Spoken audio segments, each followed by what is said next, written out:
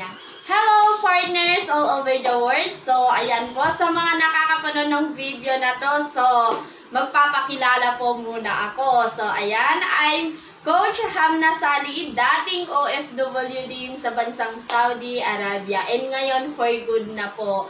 So ngayon, meron po tayong good news na ipapakilala ko sa inyo na sobrang nakaka-inspire. Kakalabas lang po nito ng kanyang cheque. And ang malupit yan, dati rin po siyang OFW. Grabe, sobrang hirap din ng dinaanan. So ngayon, grabe yung mga laki ng chineke niya ngayon.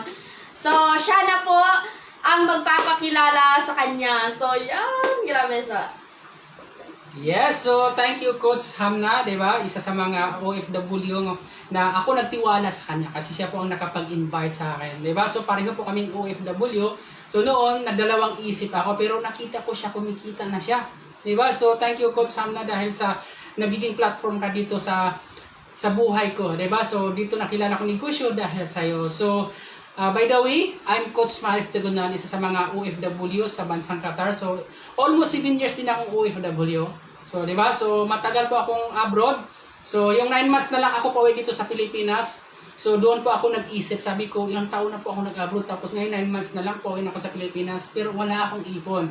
So, naghanap po ako sa Facebook. At good news, nakilala ko po si Coach Hamna. Di ba? So, siya po ang nagiging daan sa akin. Makita itong negosyo. So, hindi po ako nagdalawang isip. Bakit? Sanay na po ako sa hirap. So, di ba? So, nakita ko siya. May ginawa siya. Nakakaiba. Kumikita na siya habang nasa abroad. Kaya ako, tinatrabaho ko siya. Diba? Ginawa ko siyang part-time. After ng trabaho ko, ginawa ko siyang part-time. Instead na i-Facebook ko, diba? Ginawa ko na siya dito sa negosyo. Good news, after 9 months, nakapag-for-good po ako sa Pilipinas at doon ko naranasan yung sobrang ganda ang buhay. Bakit? Pag-uwi ko dito, nakapag-incas ako agad ng 123,500 during OFW ako. Ang kagandahan doon, after 4 weeks, nakapag-chiki ulit ako ng 72,000. Diba? Napakaganda pong negosyo natin. Ito yung malupit guys. Diba? Nag-for good na ako dito sa Pilipinas. 1 year pa lang ako dito sa Pilipinas pero na-hit ko po yung Millionaires Club dito sa company. At kahapon lang, nag-chiki po ako ng 216,000 at ito po siya guys. So, tinatrabaho ko siya last October. So, ito po yung kinita ko is 216,000. So ngayon, ipakita ko sa inyo, ito na po yung cash. Diba?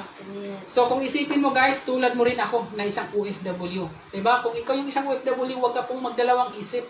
Kasi bakit? Tulad mo rin ako. Kung ako yung isang OFW nga sobrang hirap, construction worker. Diba? So bakit nagawa ko siya?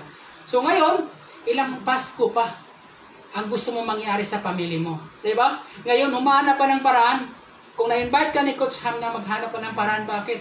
Siya man lang yung tao na nagdala sa akin dito at siya lang yung tao ang nagbigay sa akin ng liwanag at ngayon sobrang ganda ng buhay dahil sa ating negosyo. Kaya maghanap ka ng paraan. Kung ikaw po yung na-invite, maghanap ka ng paraan kasi napakalit ang puhunan pero ang kapalit, gaganda yung buhay mo at hindi ka nababalik sa Pilipinas. At matulad mo rin kami, ngayon sobrang ganda po ang buhay. Yan, partner. So, yan, coach. Ano naman masasabi mo sa mga member na nandito na nakakapanood nito? Ayun, so kung ikaw naman na isang member na dito, so hatawin mo na guys, di ba? Huwag ka na magdalawang isip mo hatawin. Bakit? Kung nakita mo kami ngayon, ito po yung magiging future mo. Di ba? So gawin mo lang siyang part-time, ibigay mo yung best. Di ba? So 2 to 3 hours lang gagawin mo to. Alam ko, makauwi ka din dito sa Pilipinas kami. Kasi lahat po kami, OFW, lahat po kami nahirapan. Di ba? So hatawin mo na, kasi ito po yung magiging future mo. Kasi ngayon, Pasko, ilang Pasko pa yung hintayin mo. Di ba? So ngayon, gagawin mo to para sa pamilya mo at sa pangarap mo. Yes. So, ayan. So, yan. Sa lahat ng mga nakakapanood na to na hindi pa member, pwede nyo po ako i-PM or yung nag-send sa'yo ng video na to, mag-PM ka po sa kanya at para ikaw naman ang next na matuturuan namin at makabang for good. So, yan lang po. I hope na-inspire kayo lahat. God bless.